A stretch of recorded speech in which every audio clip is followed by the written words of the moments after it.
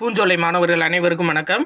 10th old புக்கில் பார்த்தீங்க அப்படின்னா ஒளிமரபு, வினைமரபு, அது போக பிறமொழி சொற்கள் இந்த இது கொடுத்துருக்காங்க. இதில் முக்கியமானது பார்த்துருவோம்.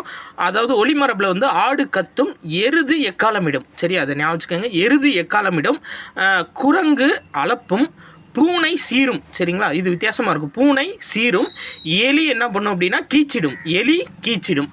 அடுத்து பாருங்கள், கிளி பேசும், கூகை குளரும், புறா குணுகும், மயில் அகவும், வண்டு முரலும். சரிங்களா, இது வித்தியாசமாக இருக்கும். வண்டு முரலும். அடுத்து பாருங்கள், வினை மரபில் வந்து பார்த்தீங்க அப்படின்னா ஒரு சில டிஃப்ரெண்ட்டாக இருக்கும். அதாவது உமி இருக்குது பார்த்தீங்களா, அது ஓல்டு கொஸ்டினில் கேட்டிருக்காங்க.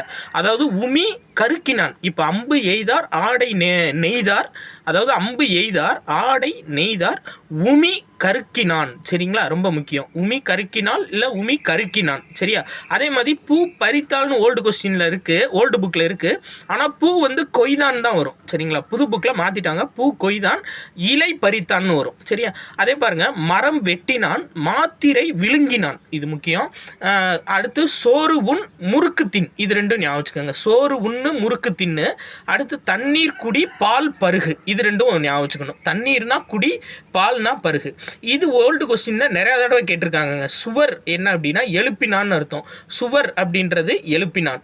முறுக்கு அப்படின்னா தின். சரிங்களா, முறுக்கு தின், சோறு உண். நன்றி.